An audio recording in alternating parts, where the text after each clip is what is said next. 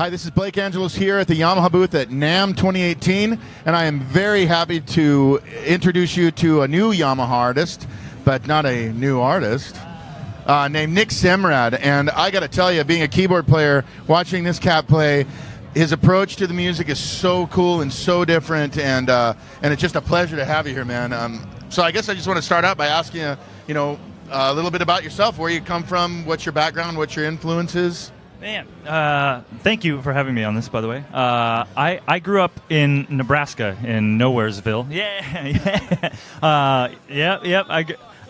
My wife's from Council Bluffs, so we got the Midwest roots. So I grew up there and moved to New York when I was about 26, 27. Grew up in a household that was full of R&B music. My dad retorted on the Motown label, did a bunch of session work, and so I grew up listening to Stevie and Ray Charles and all those guys, and I hit about 25, 26 and got the New York itch, and so I moved out to Brooklyn, lived there for 5 years, and that was kind of what opened up my musical existence into electronic music, into DJing, into hip-hop, into everything I would never have really found out about in the Midwest. I got really deep into the experimental scene there, and now about a year and a half ago relocated with my wife here to LA, and I just hang out here when I'm not touring and try and just relax and enjoy the sun for once. Cool, yeah. I noticed in your playing, but there's a lot of depth that kind of, it seems like you're into everything, like jazz. Definitely, I hear a lot of just, because you have chops and you can play a lot of stuff. So did you study any jazz stuff at all or anything like that? Well, I studied, I took about 15 years of Suzuki classical. So mixing the classical with the R&B kind of gave me a little bit of chops. Studied jazz in college, but never got real deep into it. Kind of used it more as an educational tool than a love, I think. But then I started playing at churches. I got really involved with a Baptist church in New York. Actually, it was Al Sharpton's church in New York. So that I kind of got my church schooling there. So it's a conglomeration of all kinds of styles and weird stuff. Well, it's really interesting. The thing that I know that you're with Cory Henry and the Funk Apostles, and a lot of people certainly know Cory. But the thing that's interesting is having two keyboards in the band and being such a that would be difficult in itself. But you are the perfect guy because you're such an interesting foil against what Cory brings. You bring this whole other thing that's just really unique and cool. Can you? Talk about how that sort of worked out. Yeah, well, it worked out well because I think at the time that Cory was starting the Funk Apostles, he was doing the Snarky Puppy thing, and they were doing so well. I think he just wanted to do the complete opposite thing. Snarky was a band of really intelligent music, and you could definitely dance to it, but it wasn't focused on that. And I think he met me in the church scene up there, but he also kind of met me in my jam sessions that I did. So he knew, he can do that and that, and so it just got to a point to where I think he needed someone to play keyboards for him while he could just kind of go crazy, and I love doing that. So.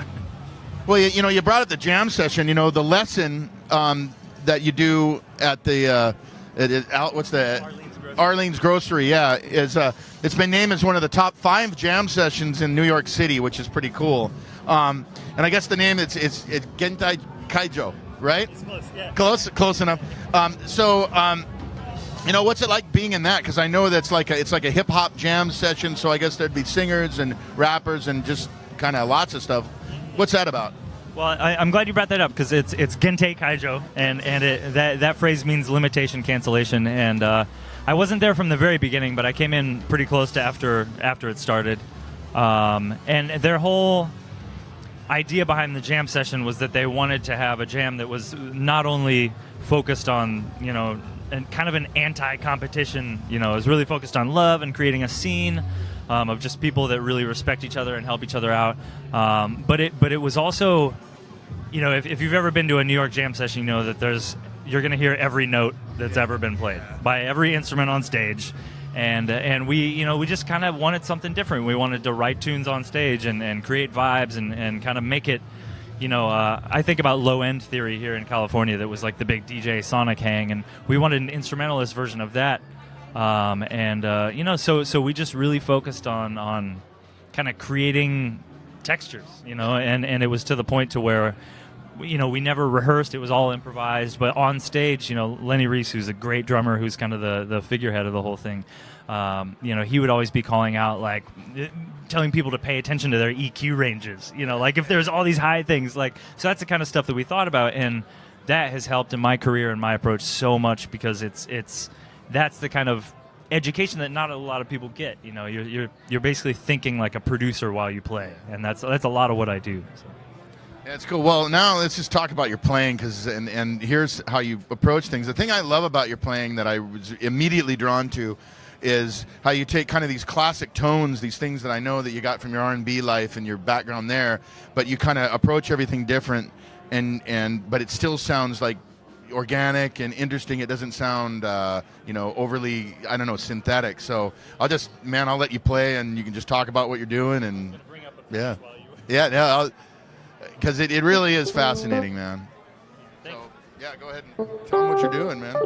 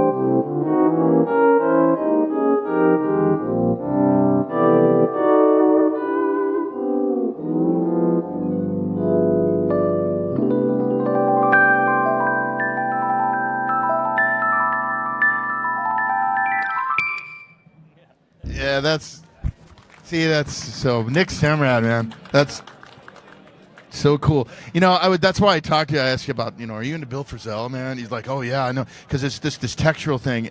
Tell me if anybody's really heard anything quite like that. And to be a unique voice like that in music is so hard to do. And man, it's really an honor talking to you, man. It's really cool. Can you tell what your thoughts are on that?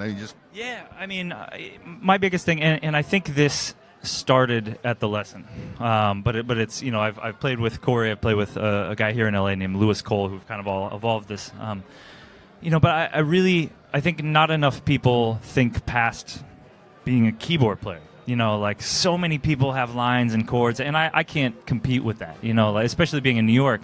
My joke is always like, in your apartment building, there's 10 people who can outplay you, which is 100% true. There's just bad players everywhere.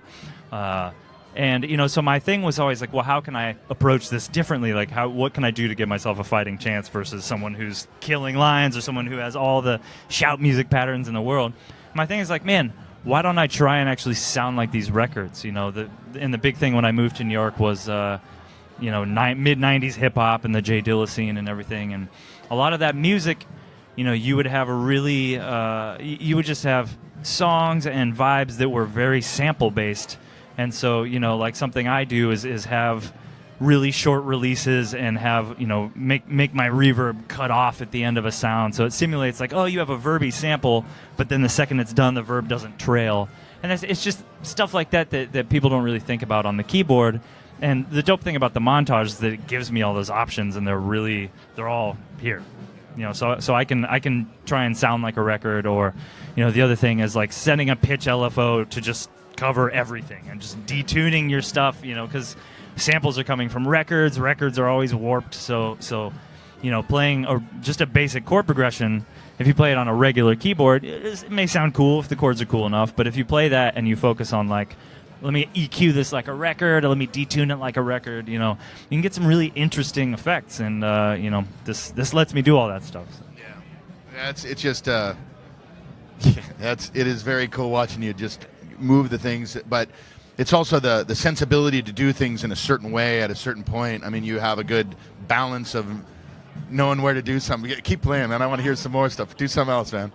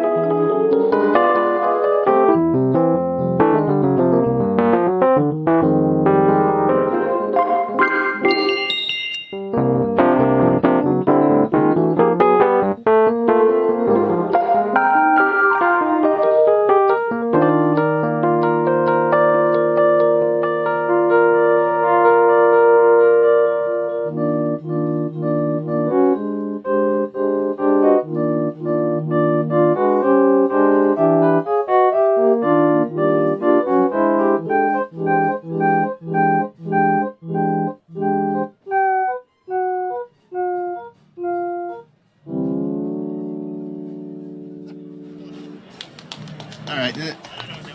I just want to point some out here, just so everyone knows. That's one performance. If you weren't watching up there, it's a two-part performance, and it's the Rhodes sound, and that's all you've been hearing, and that's everything that this gentleman's doing with that one sound. And I gotta say, that's ridiculously awesome. So. I can't tell you. I'm really happy to have you here over in our camp now, and I just look forward to hearing what you're going to do in the future. And you're just a great player. You're a great guy. I really appreciate. I love reading your Facebook posts. You reach out and love. No, man, it's really quite. I see what you're doing, man, and it's you dialogue and trying to talk about things that are real and in a respectful way, and it's just great. Thank you so much for the interview, man. I appreciate it, man. Yeah, beautiful player. Nick Semrad, everybody.